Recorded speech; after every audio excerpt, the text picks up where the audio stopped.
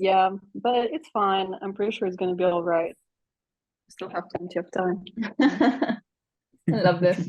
It actually looks very real. The I Yeah, know, skin right? color. I think it yeah. matches It's your it's so skin very cool. well. It's surprisingly good. I feel like it was, created for me. I feel so natural. Yeah. All right. We can start. Let me just say how we know you, right? Sure. Okay, so Anya, how do we know you? We know you. How do you know Um, me? yeah, how do I know you? Yeah, okay, so we used to work together, which is And actually I don't party even think together? of you as a co-worker so much because I guess professionally we don't do that much together, right? But I've hung out Yeah, we more just with you. partied together, really. Yeah. Um, but yeah, so I work with one of my supervisors is Jason Britt, who's on the computational side of things, and Anya was working as was it a postdoc? Yeah, I was a postdoc right after I finished my PhD at NTU, Nanyang Technological University of Singapore. So I Yeah, had this short term it was a very dramatic story because I was waiting for my American visa. yeah, And Jason Pitt was very kind to accept me for a short-term postdoc, which is unusual for academia, right? Because usually you need at least 1 year to contribute something. So yeah, that was really nice. That worked out really well. yeah, and that's cool. So you did a postdoc with Jason, which was at CSI, but where are you now? Very exciting place. So right now I'm working at a company that's called Calico Life Sciences, which is a part of Alphabet. And this company has a goal of tackling human aging. So it's actually a little bit more on the fundamental side of things. You know how there's this separation between academia and industry, which is obviously a blurred line because, like if it's a good academic institution, if it's a good research group, I'm pretty sure it's kind of similar to industry in terms of goal setting and productivity and whatnot. And of course, in industry, especially in biotech, you will have more goals, more deadlines, more drugs to develop and whatnot. But I feel like Calico is kind of in between because we have this like large part that's collaborating with AbbVie, which I know nothing about. And even if I knew, I probably can't share, but I don't know anything about it anyways. So I'm on the fundamental side of things. So basically, we have pretty much labs with like PIs, and we're doing basic science. It's not super closely related to aging per se, but we have projects that are related to aging. So yeah, it's kind of like both, you know, Yeah, that's pretty occupied cool. on studying stuff fundamentally and also helping out with aging related projects. Yeah. Yeah, I think what's also a really cool thing with you, at least I feel so, is your background, right? Do you want to say a bit Right. on where you started and how you sort of came to what you do now? So yeah, I had a very unusual journey. I started as a theoretical nuclear physicist, and I had my first education, like my bachelor's and also my master's, so my first postgrad in theoretical nuclear physics in Moscow, Russia. So my university is called National Nuclear University, and basically it's like a closed university, which is giving me a little bit of trouble, like with gets an American visa because I'm raising all of the red flags. But anyways, yeah, Russian, this working for nuclear physics, God knows what you're doing. yeah, pretty sketchy, I must say. So, but I felt like theoretical physics is great, but also maybe it's like the wrong generation for me to like do theoretical physics. I feel like there's this residual hype of, theoretical physics in some countries, including Russia. And I'm not saying that it's unimportant. It's obviously one of the most important things like you can do in science. But also there is a little bit of romanticization of the field, which I felt maybe I don't really belong there. I didn't feel like I could actually make an impact because you need to be very, very, very devoted and you need to have this like super mathematical thinking, which I feel like I do have it partially, but maybe not to the extent that a theoretical physicist needs it. So I decided to shift a little bit closer to life sciences. And also I felt like, the cycle of development and discovery is kind of shorter in life sciences. So in Oh, that's theoretical interesting. physics, yeah, you have those like concepts that take a really, really long time to like prove and then to validate them experimentally. And sometimes these are super, super expensive projects, like in CERN and so on, that cost millions and billions of dollars. And many, many scientists work on them, like in particle physics or cosmology or gravitational physics. And these are all really exciting things on paper, but practically you're actually engaging in a lot of mathematics, data processing, and this just lasts for years. Whereas in biology, you can sort of develop a drug, like come up with a drug. That's something I did unsuccessfully during my PhD. I tried to develop a drug, but at least it was such a satisfying cycle. Basically, I designed it like an RNA altering drug, or like RNA splicing altering drug. I designed it, in silico, and then I synthesized it myself on a DNA synthesizer, and then I purified it, and then I grew some cells, and then I transfected the cells with this drug, and I tested it with RT-PCR. And that was like a really fast process. Like, I mean, maybe just like 2 months, and that was so exciting to me as a theoretical physicist by training. So I feel like these things make me really excited. But so that's what I did during my PhD, experiments, biophysics, a little bit of biology, molecular biology, but I also did quite a bit of computational biology, like NMR data processing, like molecular dynamic simulations. Then I slowly transitioned into biophysics and machine learning, bioinformatics, sorry, and machine learning. And that's where I'm right now, because right now I'm not doing any experiments. And I feel like I sort of belong to this field, like bioinformatics and machine learning, because there is a lot of mathematics in theoretical physics. So I kind of came to where I started, but from a very different angle, I would say. Yeah. Yeah, that was quite interesting because I guess I Interesting. did I not actually did have not even this. know. Yeah, I was just thinking I did not have this context of. So you mentioned that you require like a lot of math for biophysics, and then you also mentioned very long timelines, right? That was quite funny to me because I see you as someone who's very good at math, and then I would think Thanks. biology has very long timelines. So I guess it's all Oh, about really? it's all relative, right? So I suppose compared to physics, Yeah. you don't need so much Yeah, there, it's and it all doesn't take as long. true. It's all about the perspective, because bioinformatics is probably even a shorter cycle Yeah, than that I agree. biology, because in order to truly develop something in biology, you guys probably know better that it takes a while, because you go all the way from like in silico, in vitro, in vivo, then you kind of like approach human testing and whatnot, and all this takes years, but still shorter than theoretical physics, I would say, for most things. Yeah, it makes Yeah, me but feel a little bit better, I'll be honest. right, Because I always complain right, about how long things take in biology. But I guess Yeah, right. now I'm like, okay, maybe it's not that bad. right. Yeah, Yeah. I had no idea that you have done wet lab experiments even during your PhD. It's news to me. So how was your Yeah. transition from these fields towards bioinformatics now? How was your skills development process like? Um, I think it's just a little bit here and there. I can't say that I had any proper or formal training in bioinformatics or machine learning. I mean, machine learning is a little bit more, natural to me, just because there's a lot of algorithm development in theoretical physics, and we also used to use all those super old languages like Fortran.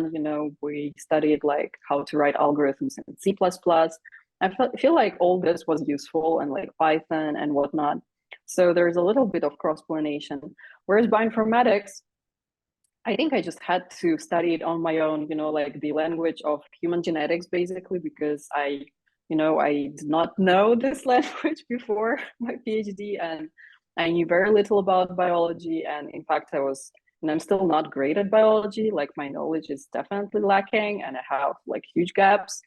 But still, yeah, it's mostly self-training.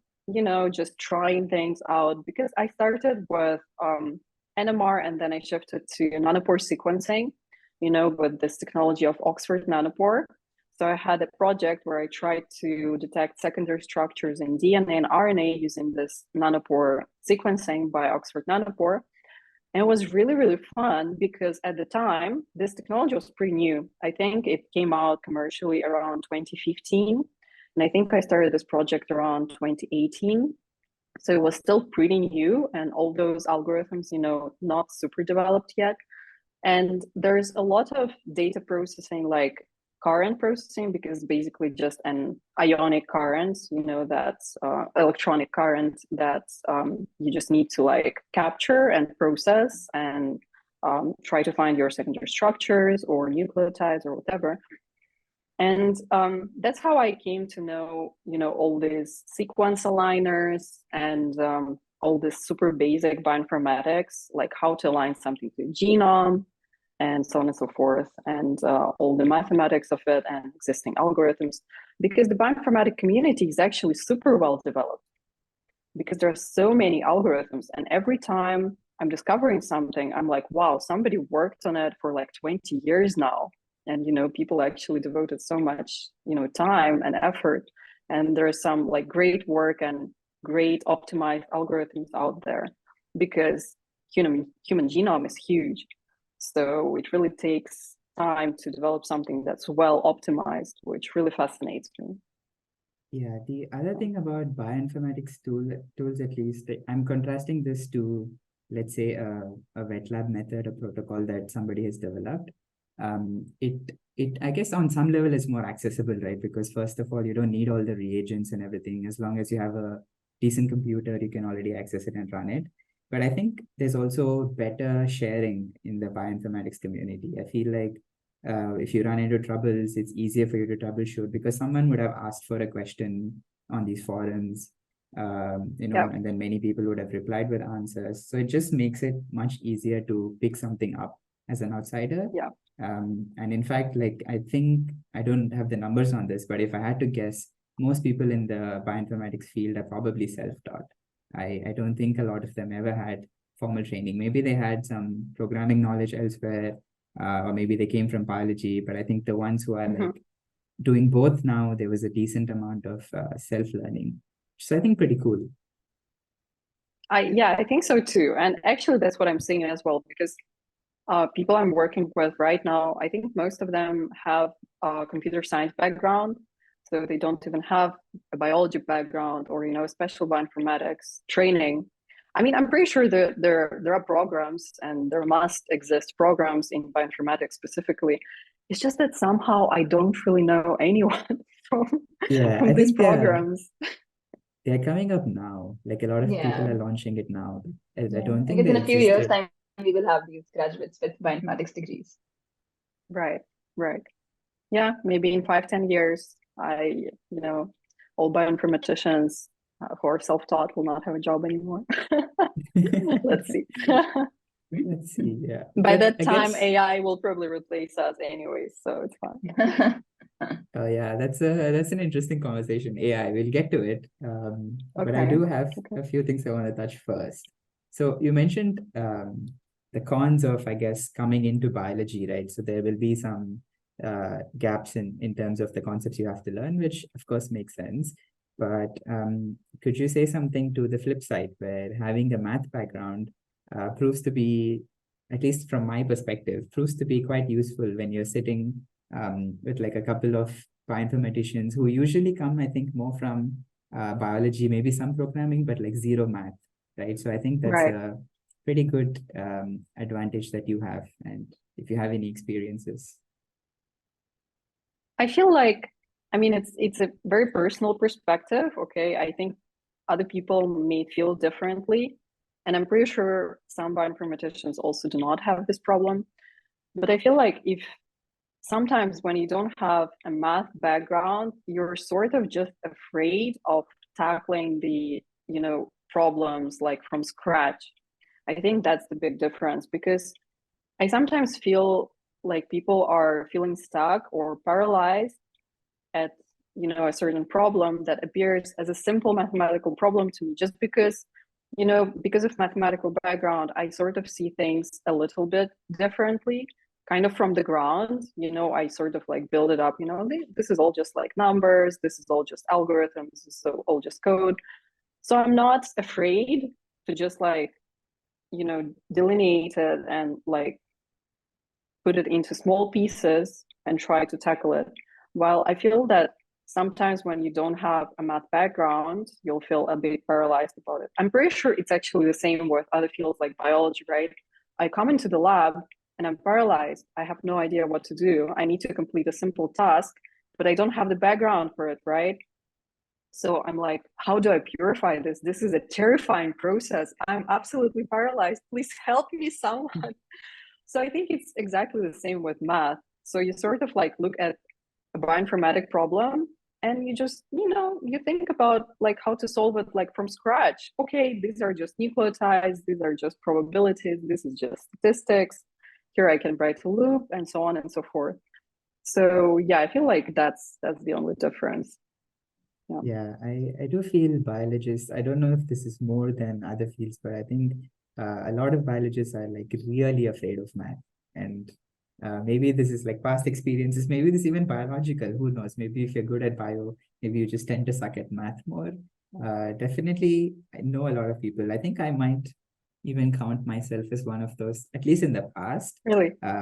Yeah, but I think once I started to learn like programming, then that fear sort of went away. So where I would like try to, I shouldn't say programming, I think it was more of statistics. When I tried to learn some stats, a lot of the fear I had around math kind of went away. So now it feels like, oh yeah, I don't know that, but I can like, if I put the time into it, I can definitely pick it up. Right. Yeah, so I think that mental block definitely existed, but I did manage to get rid of it. Yeah, you don't strike me as a person who's afraid of math. In fact, yeah, I feel like you're very good with statistics, so I'm surprised to hear that. But yeah, I think it's exactly the same with me and biology in the lab. I was pretty much terrified, like in a biochemical lab. I was like, oh my God, I'm going to die here. This is horrible. And I think surprisingly many people are afraid of mathematics. I'm not sure why. There are many memes about it, right? Like people are just traumatized by math, which is just not something I can relate to, because I think math is the only thing that's logical out there. It's the most logical thing, you don't have to think twice. You just need to know the rules. And that's all. Like you don't need to, memorize anything. I actually had a problem with taking a biology course at NTU because of that, because of my thinking, right? Because so my PhD supervisor asked me to take a basic biology course. And long story short, I failed it. And I think I prepared well. I honestly think I prepared well. I actually put in the effort, right? And it was a multiple choice question test. And I didn't do well at all because I felt like, okay, there's some basic knowledge that I study, right? That I memorize, but everything else, I should be able to derive it from the first principles sort of thing, because that's what we do in mathematics, right? Or in physics. Yeah. You just know the equations, and then you just need to like know how to follow these steps to get where you need to get, like, in quantum field theory. Because funnily enough, the same semester I took a course in quantum field theory at NTU, and I got an A+ for it. And I derived, there was an exam and I derived everything from the first principles, and it was kind of easy. And then I failed a basic biology course, and my supervisor told me that, you're the first person I know who can fail a basic biology course and get an A+ in quantum field theory. How is that even possible? So yeah, it turns out that you just need to memorize stuff in biology. Yeah, Shocking. I think the amount of, maybe it is possible to reason with first principles on some level with biology, but I guess the number of first principle is very fast. I think you do have to first memorize a lot of things before you can start, logically teasing things apart. Yeah. And even then it doesn't sure. work because there's so much complexity, right? I think you can't simplify the system. There are so many pathways because, many of those questions were about specific pathways. in cells, and I completely failed it because sometimes similar proteins with similar names will actually do a slightly different thing. And I completely failed to like acknowledge and, memorize all of those things. So I'm slowly trying to do it now. Because there is a lot of phenomenology in biology. It's basically just, It's all observation. description. Yeah.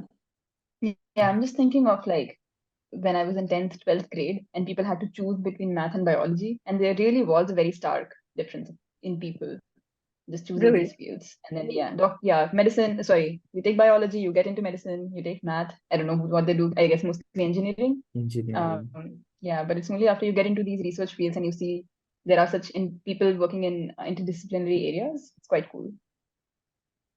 Right. Yeah, in India, it's very divided. Mhm. Like I took both math and bio, but it's very It's rare. the same as well. Yeah, people were just like, what are you doing? Why are you taking both Why are math you and taking both? biology? Yeah. You can't be a doctor and an engineer, as if there's no Yeah. other possible occupation. Well, that's funny. Yeah. I feel like education in India is actually very, very decent. I don't know. There are so many talented people from India around me. And Yeah, like, I feel like education in math probably is like superior. I think it depends a bit. Like we have a very vigorous system, I would say. So you won't really get by with if you're just. I mean, that's not fully true, but I guess there is a lot of rigor into it. But the problem is, I suppose, not everywhere the quality of the education is good. In fact, I mean, I think my example is a pretty good explanation of why I had a fear of math, because I don't think I had very good math teachers early on, but I had very good biology teachers. They would like teach you the concepts and could try to work with you, explain things all the way through. Whereas my math classes, at least like the secondary school level, they were all very vague. Like no one bothered to explain why you're doing what you're doing. You were given like a formula and you just apply it and you get the answer. And I even Right. remember there was one friend of mine who was kind of good at understanding things, I guess, just by the formulas, which doesn't apply to me. To me, you need to like verbalize it so that I can, I guess, imagine that in my head. And the very cool thing was he was able to do that. He would like explain a formula to me, and suddenly that would make complete sense. This abstract thing is like, oh, very concrete. And then I was able to like understand things. So I guess the quality of the teachers is not so consistent. Yeah, Right. but again, we have like these good number of big institutes like these Indian Institute of Technology, where really the cream is going, at least for some of them, and then really well trained, do a lot of internship. They pass a very difficult exam to get into these colleges in the first place. Yeah, I think these are the people who sort of you see abroad, and yeah, definitely very talented, very smart. Right. Right. Yeah, that makes sense. I guess it's the same in Russia. Like the quality of education also differs a lot from institution to institution. And yeah, Madan brought a really interesting point about teachers and like whether it affects you and to which extent. I feel with mathematics, yeah, it's really important to have a good teacher. And I also feel like with mathematics, there's something else that's pretty interesting, at least like personally for me. I think my math teachers were pretty good, but I can't say that I've really understood mathematics and formulas that well because it's hard. Like they're just throwing it at you, like you're just a child. You have no idea like how to understand these formulas because it requires a profound knowledge of like history of mathematics and history of philosophy and whatnot, which only comes like later on in life. But what I've really loved in mathematics, I feel like I have a slightly addictive personality.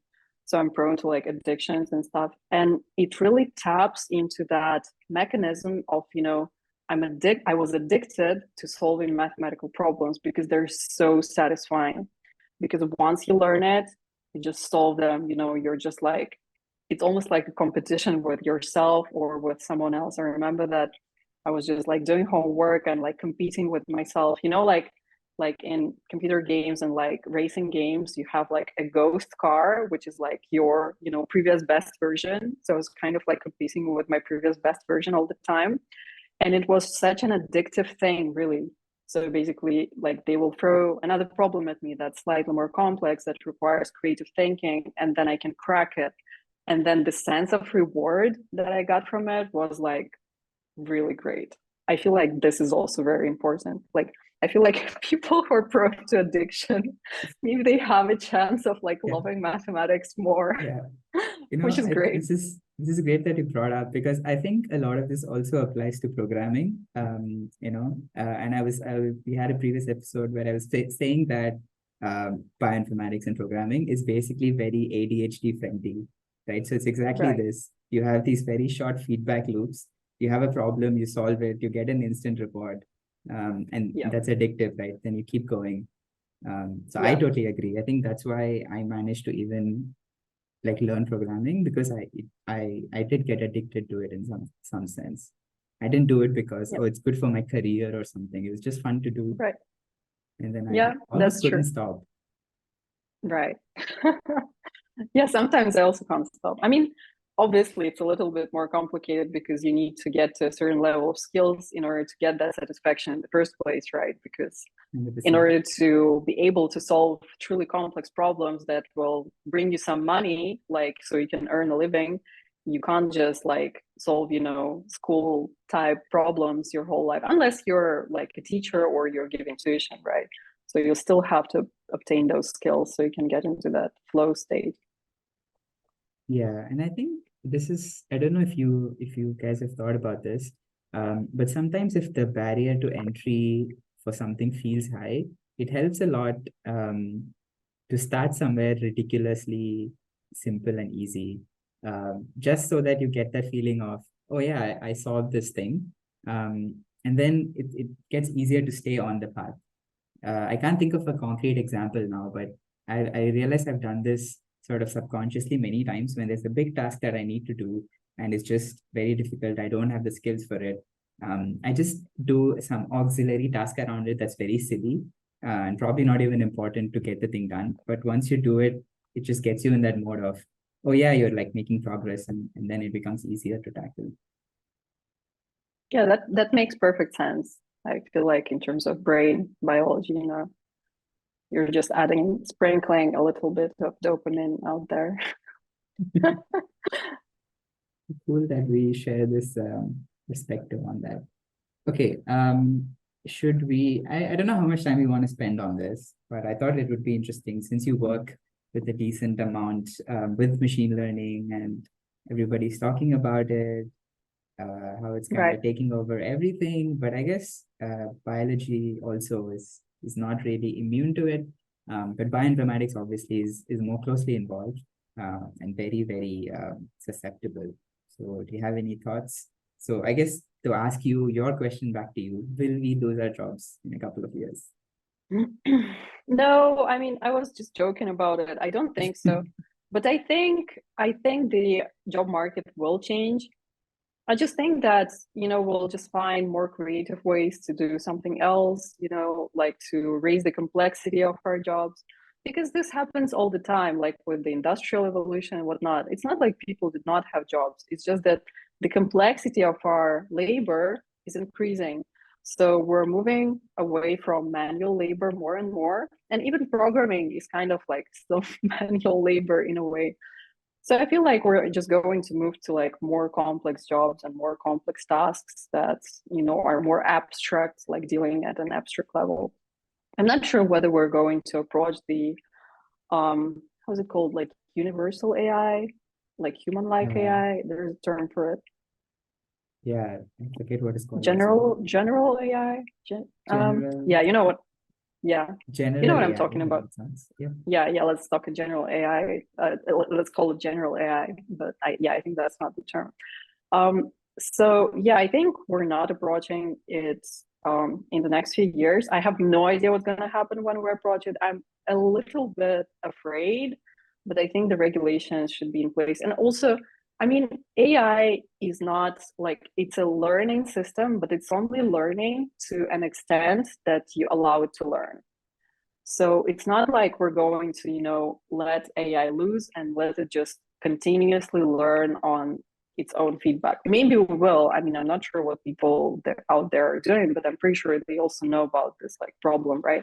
So it's usually just training data. You just train it on data that exists, that you want it to know, to learn, and then you just stop the training. So it can't like create any new knowledge.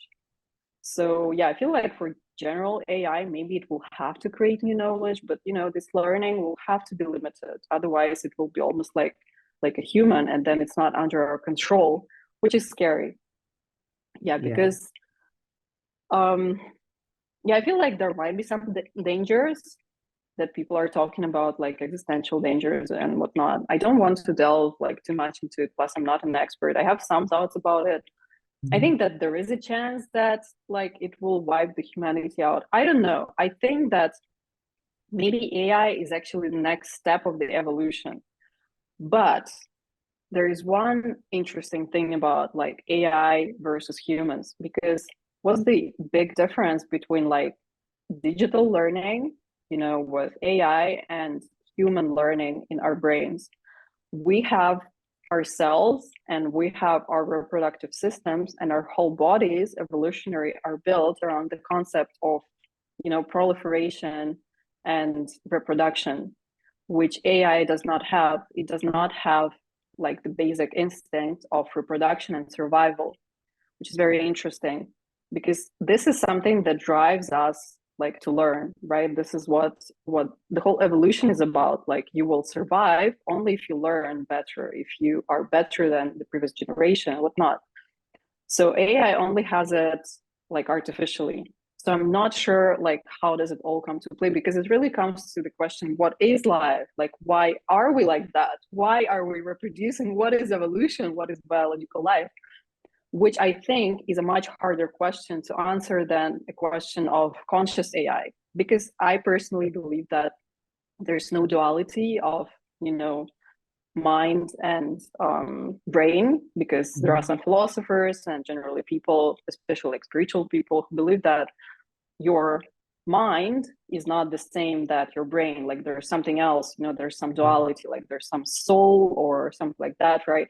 I personally am very materialistic, so I believe that our consciousness is fully created by our brain. So the problem of, consciousness in AI does not stand for me as much, because I feel like sooner or later AI will reach levels of knowledge and understanding and comprehension that should be called consciousness, like by all human tests, like self-perception, self-awareness, like passing all the tests, like Turing tests and whatnot, which I think it already passes the Turing test, right? Yeah. The basic ones, of course. If I spoke to ChatGPT, I would be convinced. No, I think it's only recent. I think only like the last version of ChatGPT passes the Turing test, but I'm not sure actually. Yeah. And yeah, there are always like, there is this philosophical debate of the Chinese room by this philosopher, John Searle, if I'm not mistaken. Yeah, I hope I remember it right. Yeah, so basically, if there's someone like a robot, right, or like some guy sitting in the room and just like speaking to you in Chinese by using a dictionary with absolutely no knowledge of Chinese whatsoever, but using like the perfect dictionary, right? Does he or they understand Chinese, right? They will respond to what you're saying, but do they actually understand? So the question is, does it really matter? I don't know. Maybe it doesn't really matter. I have a couple of thoughts on that, but maybe we shall bench it for a different conversation so we don't segue into the whole thing. Okay, so we talked about AI giving potentially may or may not wiping us out. But in the meantime, do you use, let's say, because we were also talking about these generative tools, so do you use ChatGPT or do you use GitHub Copilot for your everyday stuff, or is that something that just exists and it doesn't really affect you? I actually use Google Bard a little bit because, where my company exists in the framework of Alphabet products. So we're sort of stimulated to use Alphabet products more. And ChatGPT is, from a competitor, OpenAI. So sometimes I just use it for like summarizing either simple concepts or papers, or maybe for some coding hints or coding translation, like from one programming language to another. I think it's doing a decent job, but I tried summarizing more complex scientific concepts, like for instance, when I was looking up some stuff about breast cancer and all those receptors, like hormone receptors, like retinoid receptors, estrogen receptors, and whatnot. This science is still being established. So, there is not like all the papers are still debating about the mechanisms and whatnot. And it didn't do great. Like it did quite horribly. And in fact, it was like wrong about some things, but it can it sounded convincingly truthful, right? So it's a bit dangerous. But I mean, because I have some knowledge and expertise, I kind of sense that, okay, you probably don't know that. Like you can't know that. That would be a miracle, right? So I feel like it's not there yet. So, but it's going to improve. It's definitely going to be much, much better. And, like maybe it will find those like intricate details and new insights. So I feel like both ChatGPT and Bard AI and all those generative AIs will probably make like a lot of progress in terms of like connecting the dots together in the future, noticing something that only a very observant reader can notice. Like basically if you read like 1,000 papers and actually think them through, like humans, like it's hard for humans to do that. So I feel like this expertise will come soon. And I do use GitHub Copilot on a daily basis. I think it's pretty helpful. Yeah, I think it's great, especially because it's learning on your code. So if you're working on some, specific problems, it's just learning on like the last n files, like 10 files that you open. So yeah, it's just like making everything better and like your style. And sometimes it's even creepy. Like, how do you know that I was going to write that? Yeah, that's pretty cool. And I guess to step back a bit about what you said with these generative programs in general, right? I agree. I think the biology kind of questions, in part because you said the field is growing, but I think it's also because it doesn't have access to a lot of the papers, right? Because they're behind paywalls. So I guess its knowledge is not that refined. And like you said, sometimes it gets it wrong and it gets it confidently wrong. Like even if you try to point it out, it is kind of resistant to that fact. But yeah, but it's great for coding, I feel like I use it almost every day, especially things like I don't know the regular expression for some weird text wrangling thing I have to do. Normally that would take me like 2 hours to figure it out. This takes 5 seconds. It's so great. I am like a big fan of using it for these kind of things, like getting it to write code, because this you test and you immediately know if it's wrong, right? I'm sure there are still cases where if you don't test all the use cases, it does something weird you don't want it to. But I think it's a great starting point. No, but you're an expert, so you can just read it and spot it. Like you so I say that because with regex, I don't know what it's writing. Like sometimes I can ask it to explain, but it's like just arcane string of random characters. Yeah, I agree. Regex is pretty weird. I do agree. Yeah, it's arcane knowledge. Yeah, and it's going to be lost to humans.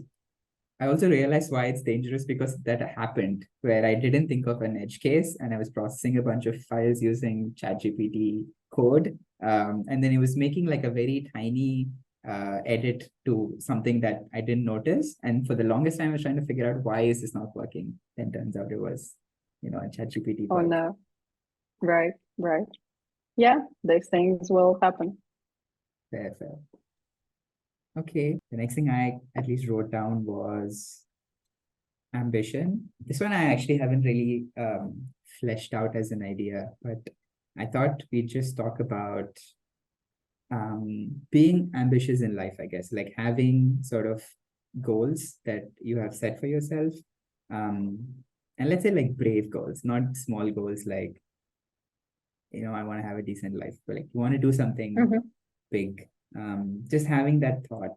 And because I feel like you are somebody who is, at least I would say you are fairly ambitious. You can tell me how you think about that. And I find that quite inspiring. Like I like that you are driven and you have these plans for yourself. So do you just have any thoughts on that?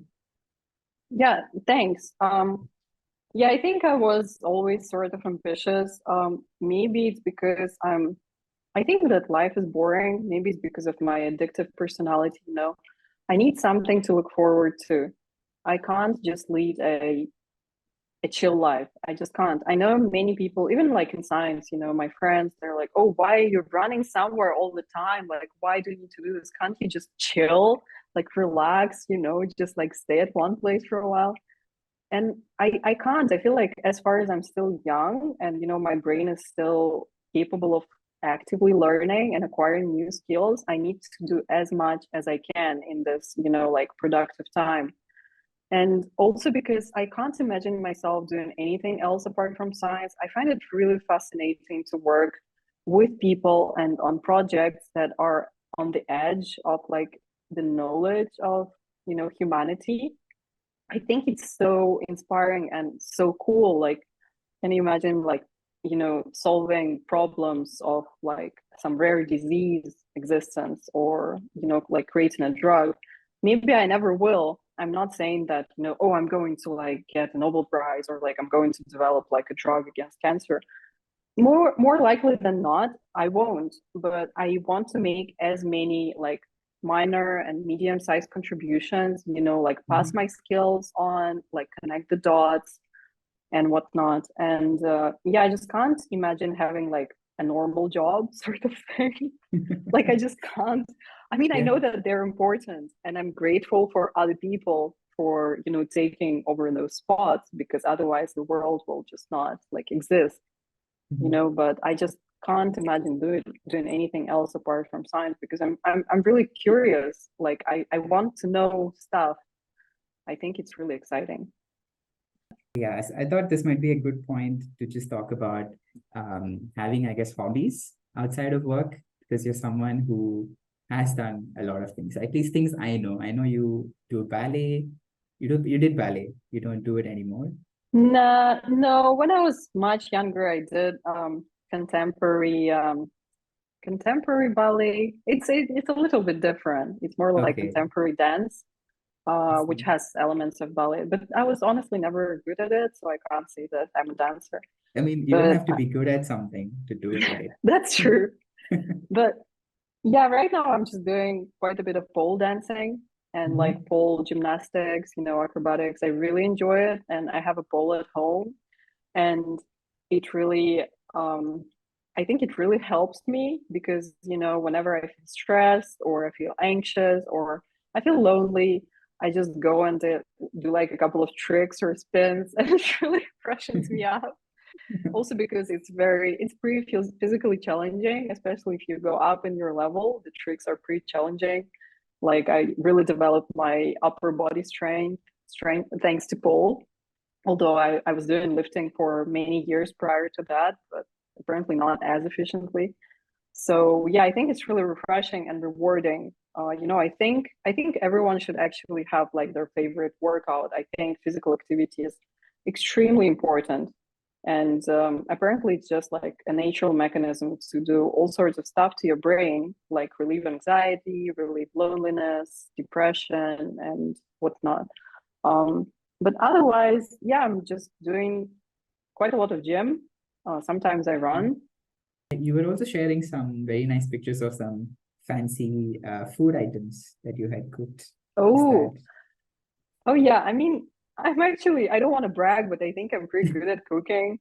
And I think I know how to serve it well. I just like to buy, you know, nice ingredients. That's why it always looks good. Because if you put a piece of prosciutto or, you know, like some gorgonzola cheese on top of anything, it will look good. So, but taking honestly, I notes? don't cook that. Yeah, I don't cook that often because I I feel like it's not a waste of time, but you know, I'm not prioritizing my time to cook.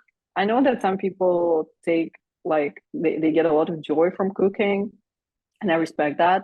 And sometimes I do, but also because I'm living alone right now, I it doesn't make sense to cook for myself Yeah. as often.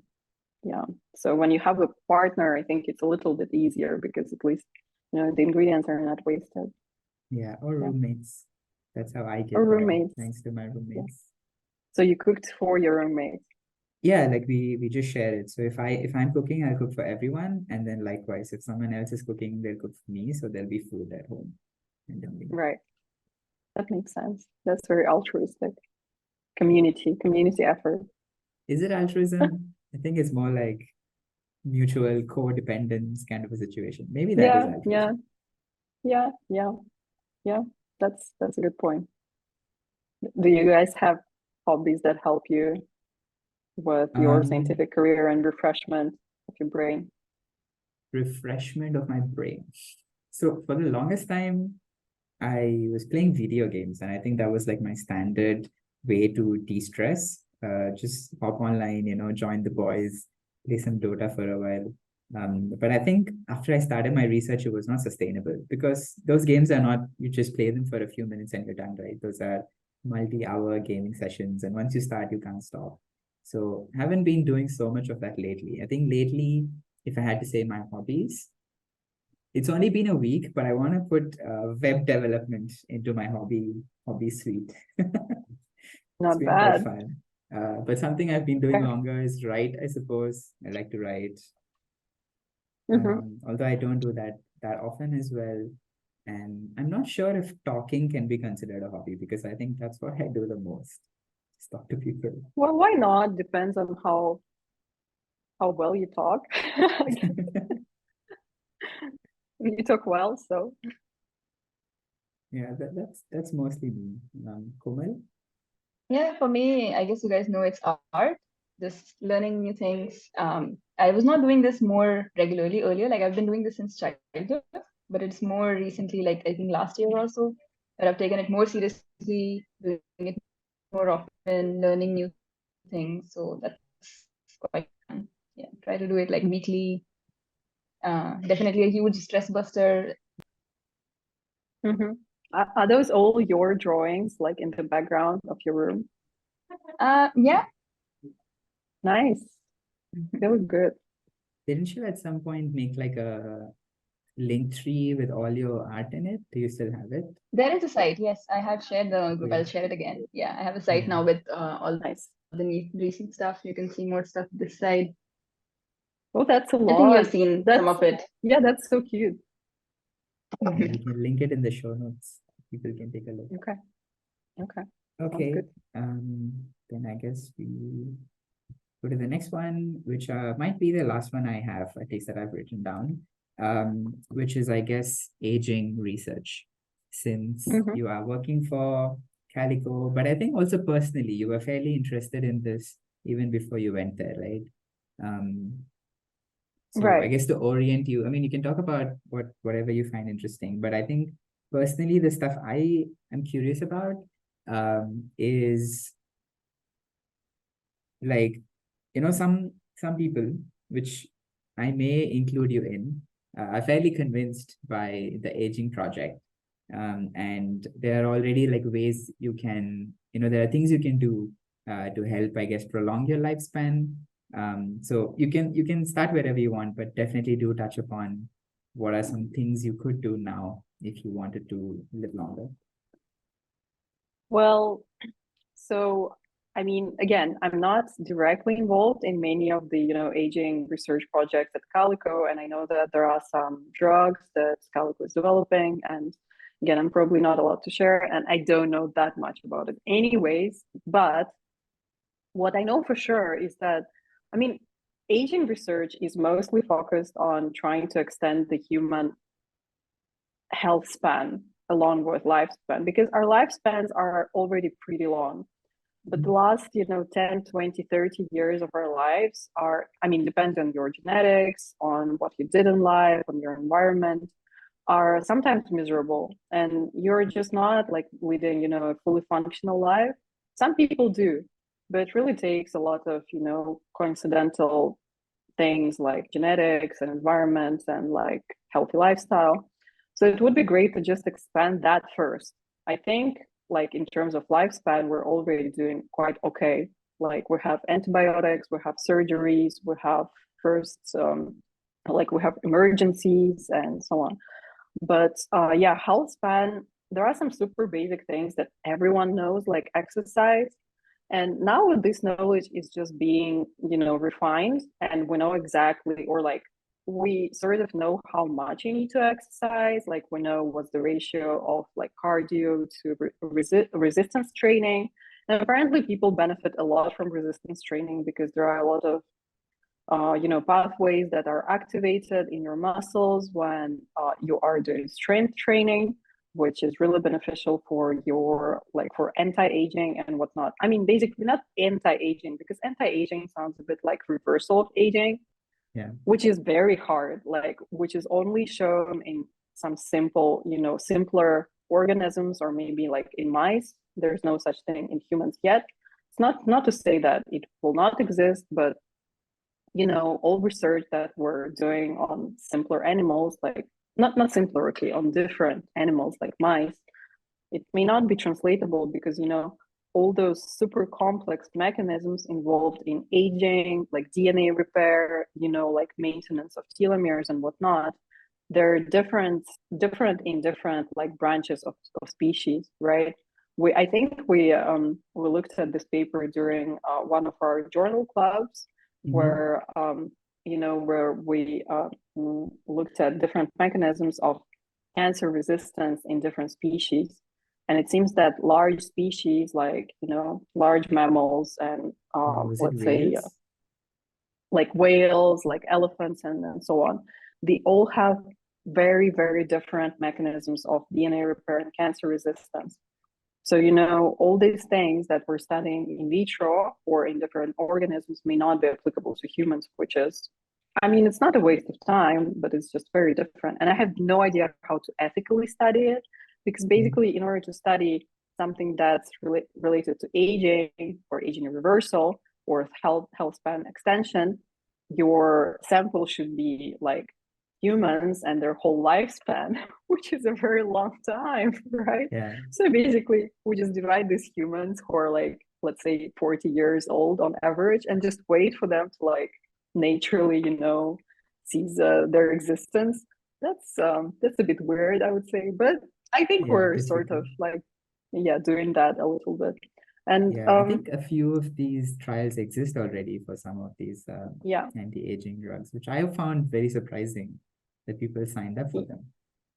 I mean, actually, there are small trials, and there are even small trials in Singapore, but these are really small groups, and I'm not sure whether they will track them like until the end of their life. I know that they will track this Brian Johnson guy, which I think he's doing a great job educating people, because he basically collected all of the things that seem to work, but it's just it's a little bit scary. I'm just scared that people will actually go and repeat all this. I mean, some things are probably harmless, but some other things like taking so many supplements, I don't know how I feel about Yeah, that. Maybe it's not that great.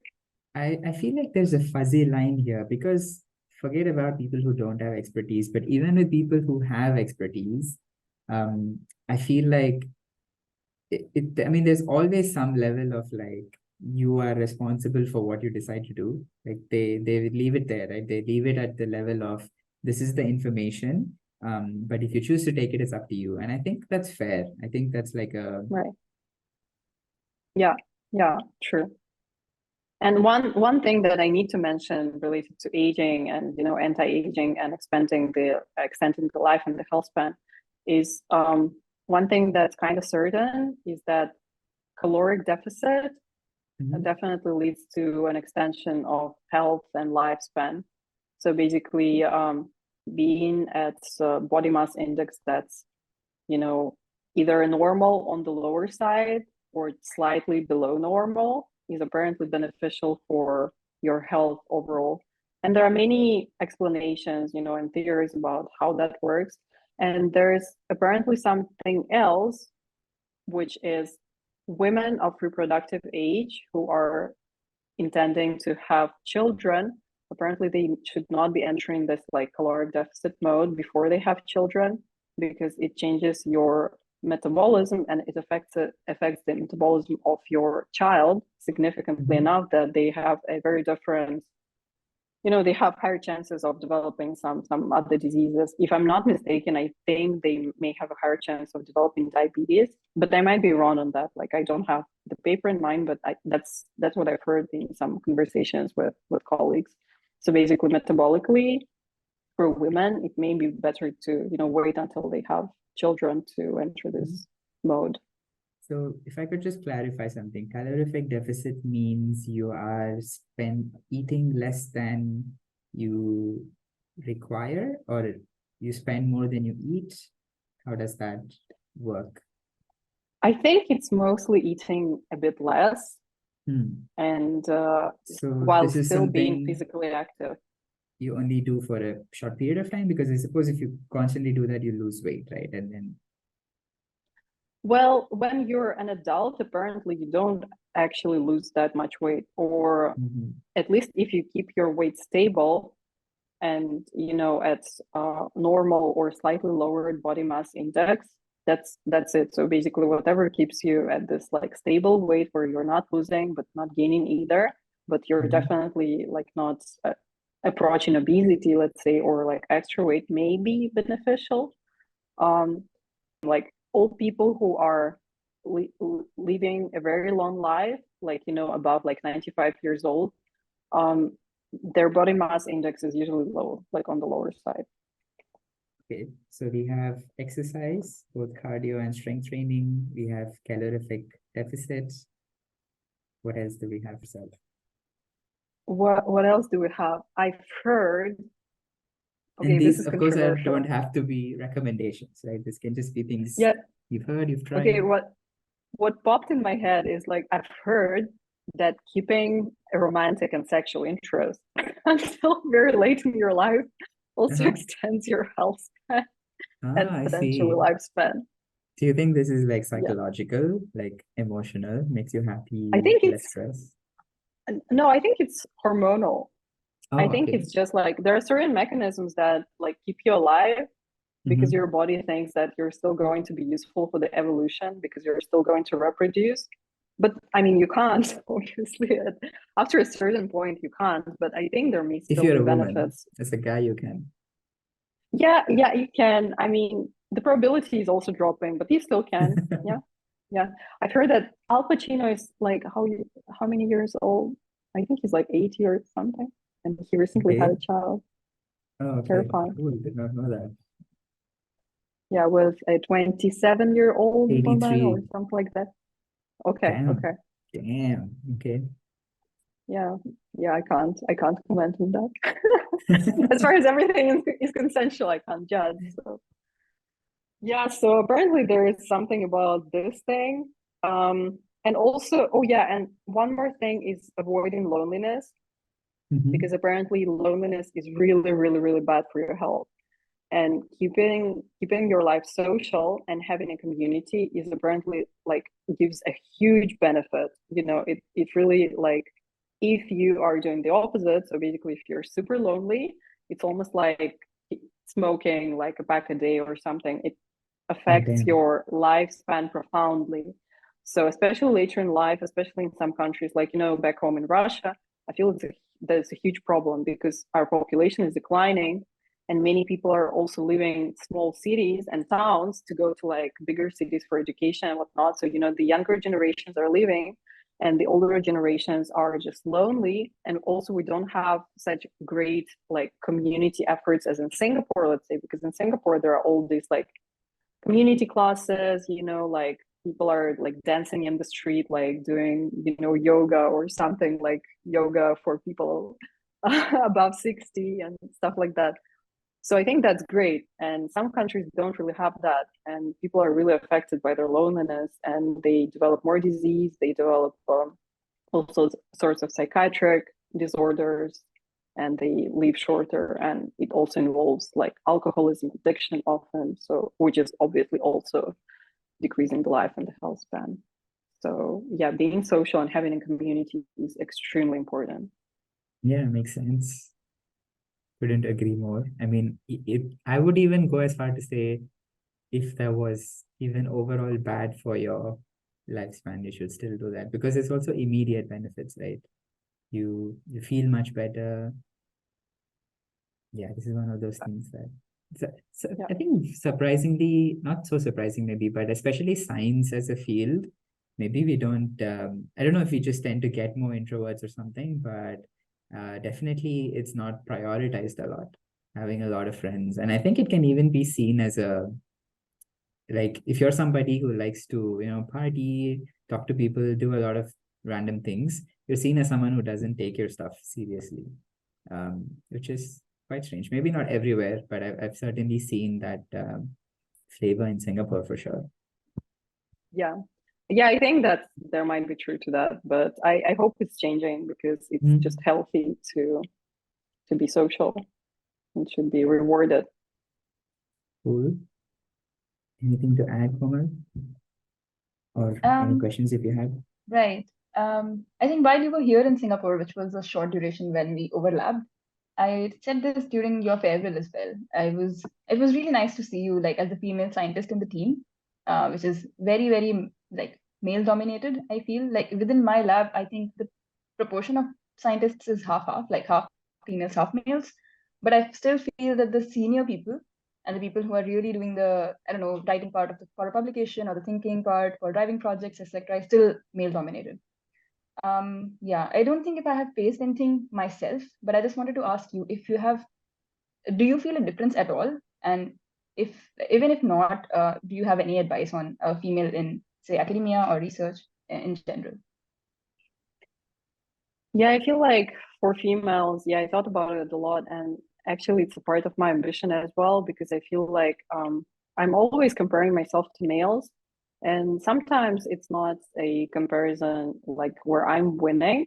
And I feel like it's super important to build the representation for, you know, slightly younger generations and like for next generations of female scientists, because I was lucky enough to grow up in an environment where, you know, my parents stimulated me to do mathematics. You know, nobody ever doubted that I can do it. I just did it. You know, I nobody ever asked. But I know that some people are actually getting questions about, oh, how are you going to do that? You're a girl. Still, even, you know, in our age. And I'm hoping that it's less and less common, of course. But still, I think it's important to just choose your own representation as well. So basically, you just select, like you find scientist women that you find really inspiring. You study what they did, you look at their life, you read, like if they ever wrote any books, you read their books, and you sort of, you know, think about like what would she do in this situation. Like if you're feeling challenged, you just sort of remind yourself like about these women. So I think for me, it's Aviv Regev, which is a famous computational biologist. She's amazing. Jennifer Doudna, she's also great. I recently attended a talk in Hawaii by her. It was great. Also, there was this mathematician. Her name was Maryam Mirzakhani. She unfortunately died of cancer when she was pretty young. And yeah, she was a prominent mathematician, so that's also pretty inspiring. And I think it's really inspiring to see how some women can also have families and like have children, because, you know, a large part of this labor is still falling on women, even in progressive countries, in progressive families. So it's really, really inspiring to see how these women manage it all. Like if they can manage a family and such a brilliant career at the same time, it means that they're just superior. You know, their time management must be insane. Like they're so good at it.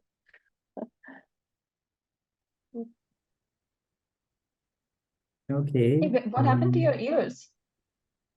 She took Oh, it off. I took them off because they started hurting a little bit because they kind of like pressure on your ears. Okay, So I was just like, when did that happen? Okay. Yeah. Cool. Thank you for joining. Hope you enjoyed. Thanks so much, Anya. Thank you so much. Yeah, I really enjoyed talking to you guys. The questions were fun.